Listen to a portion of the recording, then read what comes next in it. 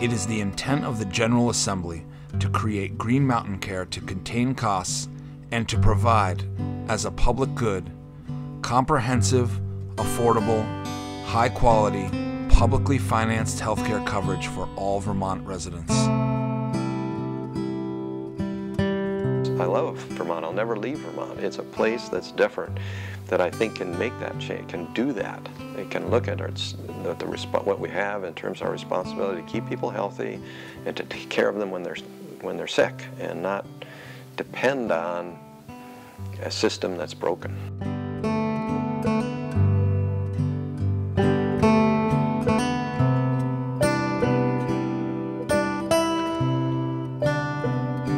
Vermont has responded to a broken system by passing legislation that will change the way healthcare is provided.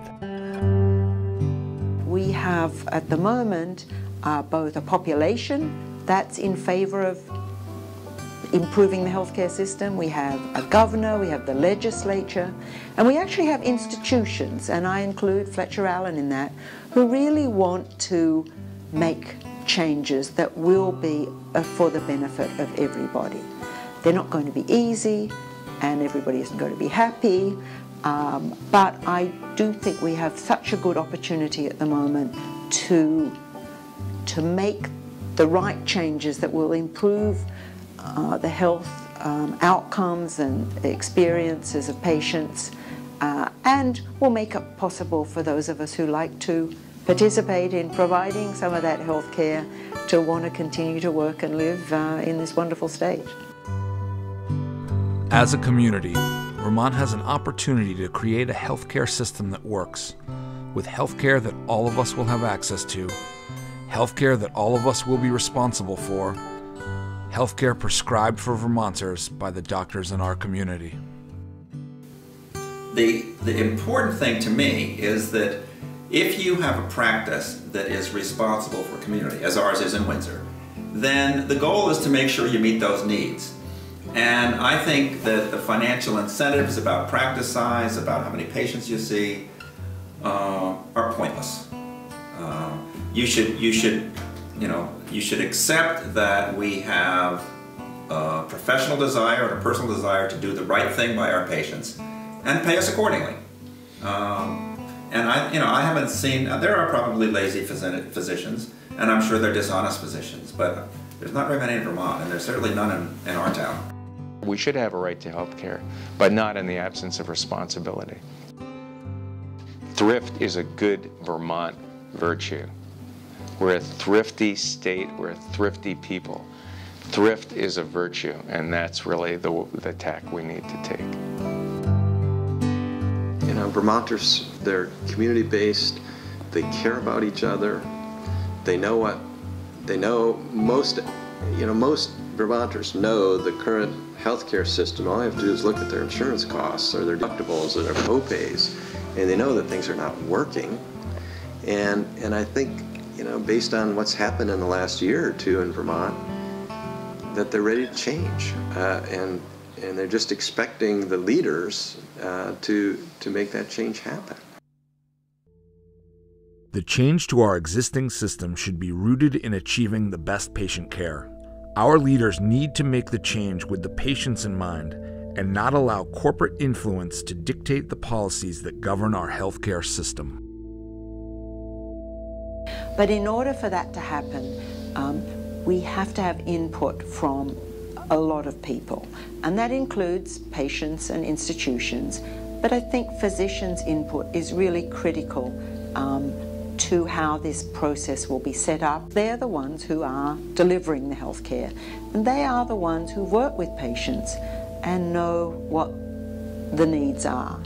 So I think we must ensure that they are part of the process. And as physicians, it's our responsibility to take the time and make sure we are part of the process as well. I mean, we need partnerships between payers, insurers, the public, the patients, physicians, the other healthcare professionals, in order to get a really good system.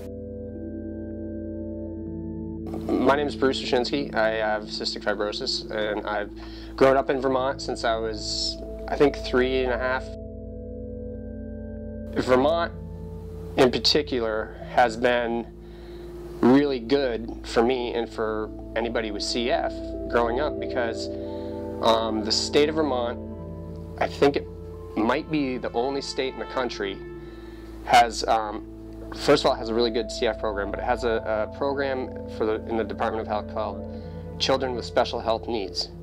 And people with cystic fibrosis fall into that category of having special health needs, children. So the state of Vermont, what they would do is they would pick up any kind of bill that would happen to do with cystic fibrosis. Vermont has done so much already. We insure everybody up to age 18. Okay. We have very liberal Medicaid benefits. We have a Catamount plan. I take more medicine in about 2 months than I make working full-time in 1 year. A resident of Vermont earned an average income of $41,578 in 2011. Bruce, a resident who suffers from cystic fibrosis, accrued $61,658 in prescriptions alone the same year. This is now affecting the majority of the middle class as far as costs. An enormous amount of money, and it's not all being spent on health care. In fact, only around 70% of that is being spent. The rest is administration, paperwork, and profit. I think that the drug companies have really found out that if you hire somebody at Mount Ascutney or at Dartmouth to give a few dinners, to talk about a medication and play it up, and I've been invited to those dinners and have gone to those dinners, they know exactly what it's going to cost them for their costs up front, and how many, I think it's like $400,000 or $700,000 in a given area they can expect, $100,000 they can expect to make on that drug in that area. So it's clearly worth their doing. Is this about the patient, or is this about the money? The whole notion of having to borrow such incredible amounts of money, hundreds of thousands of dollars a year, to become a physician strikes me as stupid. The way physicians are practicing medicine is just not working in the modern age. People are going to look for that relationship, and I think they're going to look for it outside of standard corporate medical care. There's always been a healer. There's always been a role in every society of that dynamic of someone who helps someone in need in a active way. You're only interested in the physical and you only look for physical issues. You'll never really know how it's going for somebody or whether it's working well or not.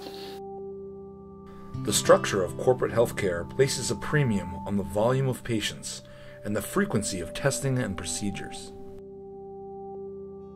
People are really anxious for two things. One is access, and the other is the relationship. The relationship between the doctor and the patient is paramount. It is the catalyst for high-quality care. They always say, if it was your child or your mother, what would you do? And then and we say, if this were my child, this is what I would pick. And that will trump any of the studies that I can bring out. I don't think the quality measures that we're being asked to live up to now measure that. I mean, they're measuring how often we wash our hands. That's not even a quality measure.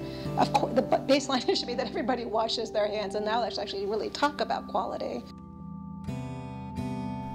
Paperwork to justify what we do has become overvalued, and the interaction between the patient and healthcare provider suffers as a result. It is the height of stupidity to take the most expensive person in the system, who is the physician, and turn her into a data entry clerk. A patient doesn't receive the most effective care when recommendations for screening and treatments are based on a quota. You have your insurance guy saying, oh, you know, you got to treat every cholesterol that's above 200, and you have a lawyer saying, what do you mean you didn't, you know, put that person on Lipitor? So the details have been taken as fact and the absolute, you know, need of all patients, and there's no wiggle room. So all of, submitting bills for all these requires a lot of administrative capacity.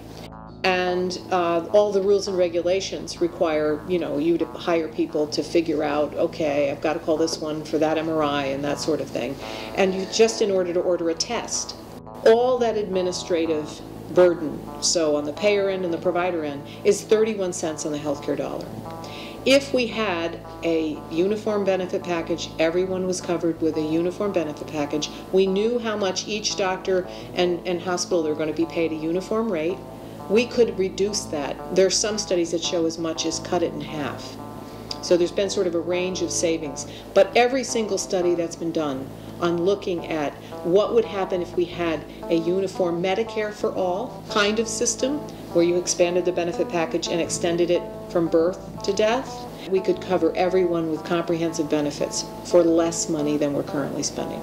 Some, if you look in terms of Vermont, Dr. William Shao, the Harvard economist who designed the system in Taiwan, by the way, he assessed that we would save $500 million that could then be reinvested. That's just in Vermont. That could be reinvested into the medical care and primary care and prevention that we would want. What I tried to leave was corporate medicine. And I'm worried that, like the kind of negative side of the drug companies, because I think they have very positive, important sides as well, the corporate medicine has gotten much more preoccupied with making money to support not only physicians, nurses, and other direct patient care people, but a vast number of bureaucrats with great integrity, but a vast number of them who are doing things to make sure we have adequate privacy, to make sure that we're able to bill all the different insurance companies. We've created this massive monster that's got to be fed of well-meaning people working hard, but who are really not doing things which really affect patient care. And I would say that side of that particular monster has learned that the more regulations, the more rules, the more procedures, the more issues around privacy and so forth it creates, the more it has to be fed, or the bigger it can grow. And that has me very concerned, and that's one of the things I really wanted to leave. Well, the primary reason I'm involved in this, I think, is different than the primary reason we will eventually get reform. The primary reason I'm in this is because I see this as an atrocity, that we allow people to die of preventable illnesses, that had they gotten care earlier or continuous care, that they would not have died. I saw young people die of diabetes in their 20s. They had type 1 diabetes, juvenile diabetes, formerly known, and these folks, really couldn't get continuous care. And that's really what we're seeing, is this churning in and out. And so when you see that as a physician and you're taking care of patients that you get attached to, and you realize they can't afford to get the care in a system where we're spending twice as much as any other country, and if we spent the money differently, we could manage to cover them all. The large salaries of CEOs of insurance companies, pharmaceutical companies, and corporate hospitals add to the financial burden of patients and the community. One of my patients had a heart attack, MI, and she was in the ICU, and she had no health insurance. And the people from the billing office actually came up and asked her how she was going to pay the bill while she was still in the ICU. That is criminal. With profit regulated in healthcare, affordable coverage would be available to all Vermonters. Insurance companies are run by banks, and the people who insure automobiles and houses. What do they have to do with healthcare? Nothing, as far as I'm concerned. The largest number of bankruptcies in this country are due to people who have medical insurance and go get medical care for probably mostly chronic severe conditions, and go into hock because they can't afford it, and they're the ones with insurance. We don't need insurance companies right now in our Medicare system. We may need them to administer claims, but we don't need them to insure us. What we need is basically a fund that is financed by all of us that directly pays for health care. We don't need a middleman in health care. It is not necessary. We really can fix this. We're paying the whole bill anyway. We're paying every single penny of it. What we need to do is collect it in a much more rational way and spend it more effectively. Less money on paperwork and more money on health care. I'm for everybody having access and everybody having health insurance. But there is a price to pay for that, and that is you're going to start to feel some pain. And you're going to feel it in certain ways. One is you'll feel it in your taxes if you're a citizen. If you're a doctor, you'll feel it in your income, perhaps. Okay, especially if you're a high-paid specialist. This is just not going to continue in the same way. And people say, the orthopedists say, oh, we'll leave the state. And I say, actually, that's part of the solution. Because if there are fewer orthopedists in the state, then there are fewer unnecessary knee surgeries in the state. There are fewer unnecessary knee replacements in the state because there's a limited number of orthopedists to do them, and there'll be a queue. And it'll be a lot like Canada or Great Britain. And we will have equivalent health outcomes at a lower cost. It's not that I want to only be able to spend 10 minutes with a 78-year-old who's just come out of the hospital with heart failure, who has COPD, who's really worried about taking care of his wife who has dementia. I want to spend more than 10 minutes with that person. And I should spend more than 10 minutes. But if I know that I've got to keep the treadmill going to generate the volume to cover my margin of costs, which is what we do in a fee-for-service system, I'm stuck with a 10-minute visit. High quality care is intuiting what the individual would want on their own behalf if they had your knowledge. Last night at 5:30, I met after hours, after everyone had left the clinic, and sat down with a mother and father whose son has ADHD. And I was with them for almost 2 hours, and we were talking about how he had been in special ed and didn't want his son to go through that, how she had seen people on medication that had misused it, and it took 2 solid hours to talk and listen and to go over why their third grader needs to be on ADHD medication. How am I going to improve the quality of care I have for my patients? Even if it wasn't a dollar figure, it is it's kind of the emotional, it's kind of the emotional part, because every doctor I've worked with, and I worked with some of the best family doctors in Vermont, and talked to a lot of them, when they're in that exam room, let's say they have an afternoon, 1 to 5, they're seeing patients 1 to 5. That period of time from 1 to 5 is the best period of time in their lives. My focus and effort is much more on the quality of what I'm able to do, and I'm not trying to sort of, I'm not having to worry about getting through patients really quickly. I'm not having to, there's a lot of political things, parts of being in a big organization that I don't have to spend time dealing with. I can just really focus on the patient-oriented stuff, and that works. There are many things that a lot of people do without, which they will not do without, under a system with a guaranteed benefit package for every Vermonter. Vermont is making progress, and we need to capitalize on this momentum. To improve our healthcare system, patient care must be at the forefront. Excessive paperwork and negotiations with insurance providers and hospital administration hinder doctors from prioritizing their patients.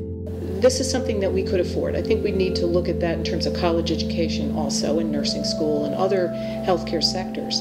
But we certainly, if we invest in these things, then we can look at what sort of infrastructure do we want in our healthcare system.